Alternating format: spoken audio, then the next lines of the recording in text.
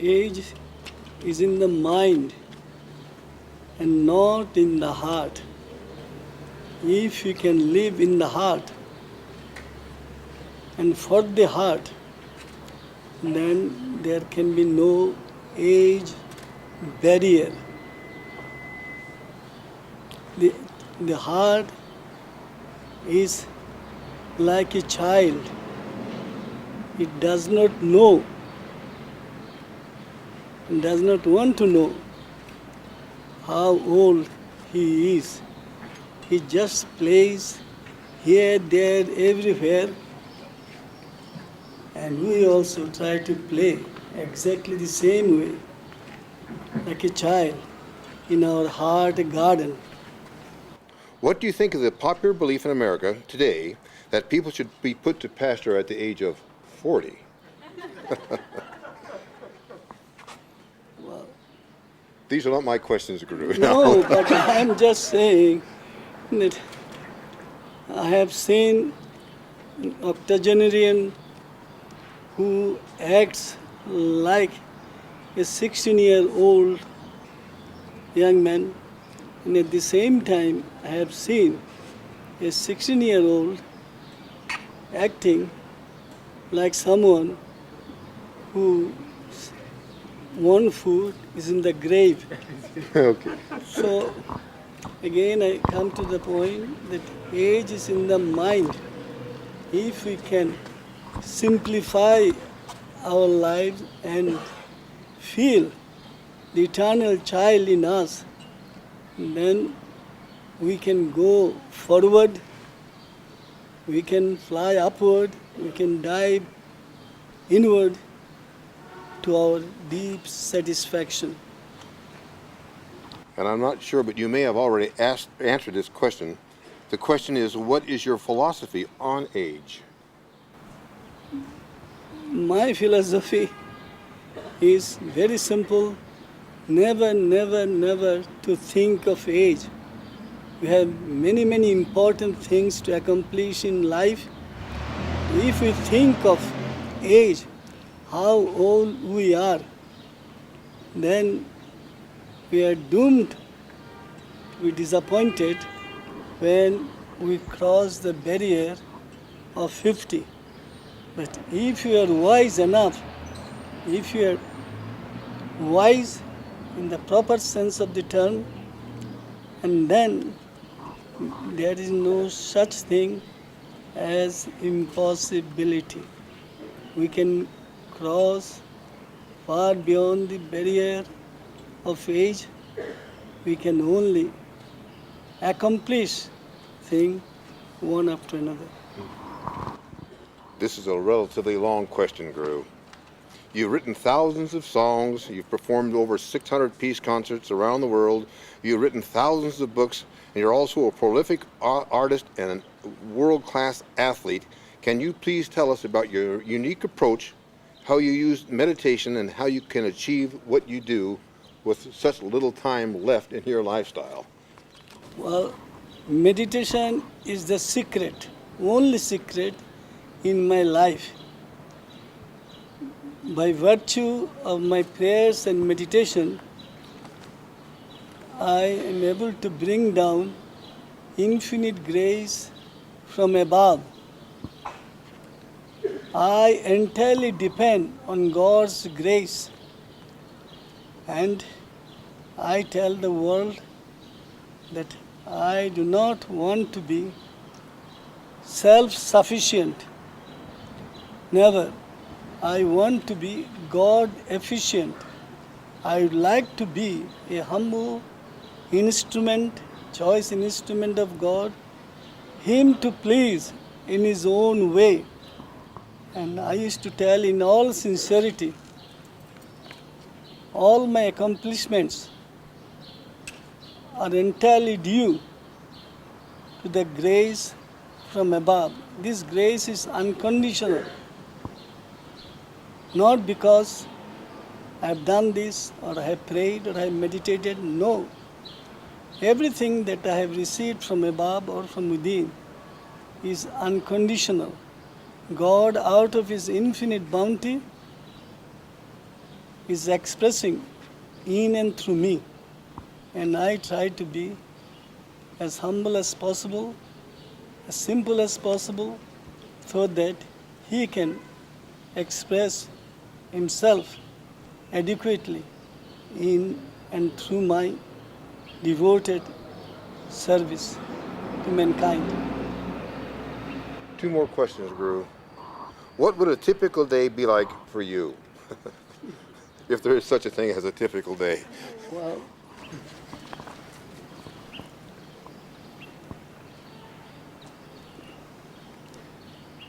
early in the morning, in the small hours of morning, after 2:30, around 2:45, I meditate for an hour and a half, and then I sing about 30 devotional songs, mostly in Bengali. I sing and play on this kind of synthesizers, and then I take 45 minutes of stretching exercise, between 45 and 50 minutes. Then I work on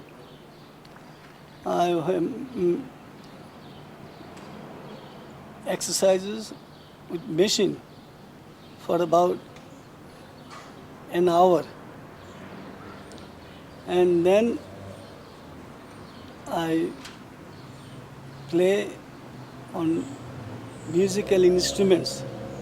My first instrument is violin, and I play for 20 minutes, and then I play on viola, estras, cello, and a few instruments, 5 or 6 instruments. And then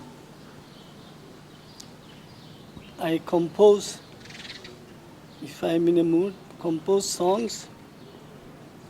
Then I have breakfast, and then I enter into the hustle and bustle of life.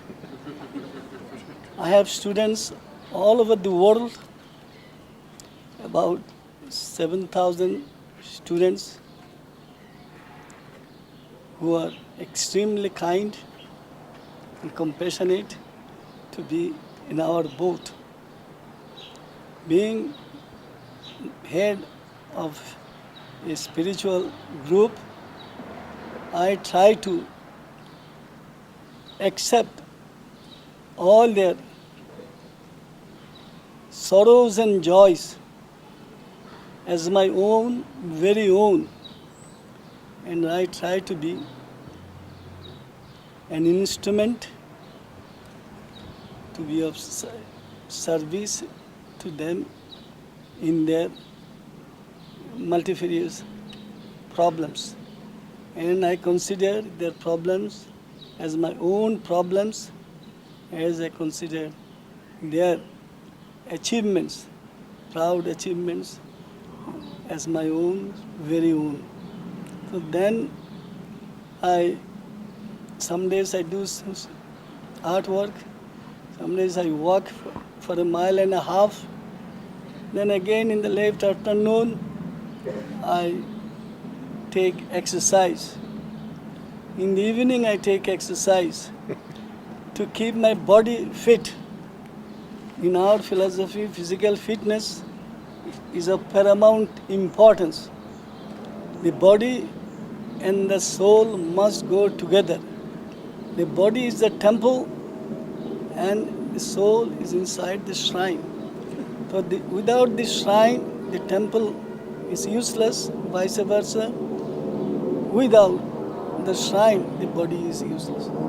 So they go side by side like a flower that has both beauty and fragrance.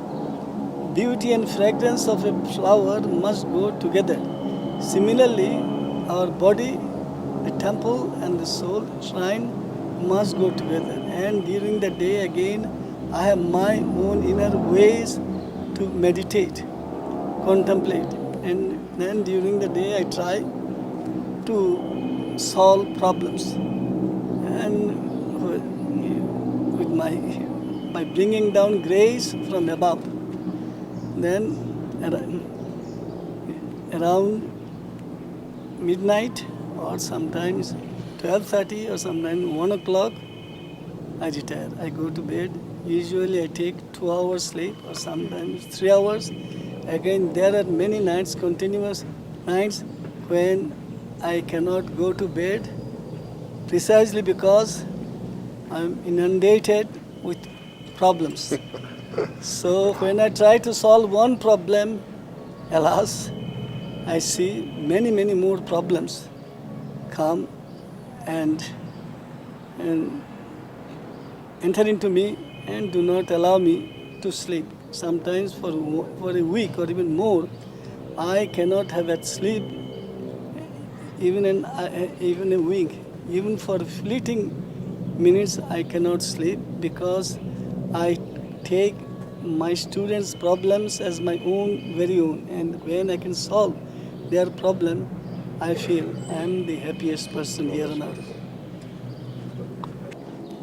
Again, during the day, quite often I dictate poems or tell stories.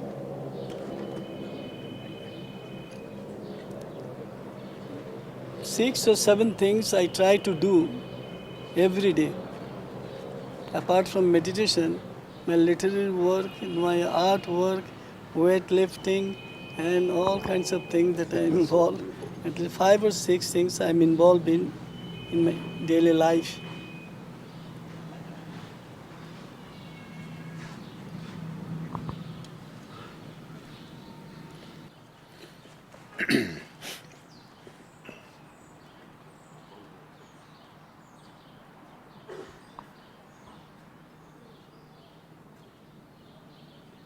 This is our final question, Guru. Do you have any words of encouragement for others who are trying to defy age? Those who want to defy age deserve my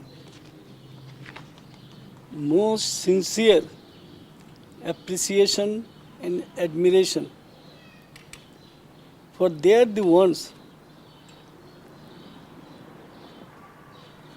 they are the ones who will be able to accomplish something momentous. But again, just for living for say 70, 80, 90 years and accomplishing nothing will be in a height of absurdity. There are many people on earth who are old according to our earthly calendar. They have perhaps accomplished nothing, but we feel, our philosophy is, every day we must transcend our capacities. Today I have an iota of peace, tomorrow I shall aim at abundant peace, the day after boundless peace, infinite peace. Say, all divine qualities we shall try to develop with our heart's most sincere prayer to God. Again, at the same time, desire life. If I had the desire to have 5 houses, I shall bring it down to 4, then 3, then 2, 1. So in outer life, if being a spiritual seeker, outer life I try to minimize my needs. But in my inner life, I try to increase all my capacities and potentials. Desire binds us. Every day, if we want to increase our desire power, we only increase our dissatisfaction in life. We can never be satisfied by fulfilling our earthbound desires. If I have reached a stage, and then if you want to go beyond, in the physical world, in the desire world, then we immediately we feel miserable. Now, I feel I'm very strong. Then somebody is sitting beside me. For 5 seconds, I feel I'm very, very strong. Then when I'm right by the side of Bill Pearl, alas, my joy, my satisfaction, my pride is doomed to disappointment. But again, if we change our attitude, that here, Bill Pearl first in the 20th century best built man, body, plus 5 times Mr. Universe, then if I can identify myself with him, this morning I was telling that I am a drop, you are an ocean. But if I want to maintain my individuality as a drop, then I will remain a drop. But if I am genuinely sincere, then I shall claim you as my own, very own. I shall throw myself into the ocean and I will become the ocean. So here, God is infinite, infinite light, infinite bliss, is infinite in every way. So the desire is binding, and at the moment we extol ourselves to the skies and we turn around, somebody is there to smash our pride in the twinkling of an eye. But again, if you enter into the inner world, if you enter into the world of aspiration, dedication and all that, we claim the whole world as our own, very own. You are Mr. Universe 5 times. You are the supreme authority on bodybuilding and weightlifting. But here, instead of being jealous of you, I'm the proudest person today for me to be in His blessingful presence. So in this way, I identify myself with your achievement. Then I don't have to worry, suffer from jealousies and insecurities. So like a drop, when the drop throws itself into the ocean, it becomes the ocean itself. So here in your presence, when I claim you as my own, very own, on the strength of my prayer and meditation, all your worldwide activities, the world has appreciated you, admired you, adored you, and even the world still does the same. If I take you as my own, very own, all your achievements I claim as my own, very own. Here jealousy cannot interfere, insecurity cannot interfere. So spiritual life is for those who want to conquer their jealousy, insecurity, pride, and all negative qualities. So I am a student of peace, I am a student of prayer, right from a very birth, and I know only how to identify myself with all the good qualities that each human being embodies. In this way, I feel really satisfied and blessed because he is mine, she is mine, I don't have to worry. But the moment I exercise my individuality, I have done this, I have accomplished this, I turn around only to be doomed to disappointment, for somebody is there who has excelled me like anything, who is far superior to me in this particular event subject.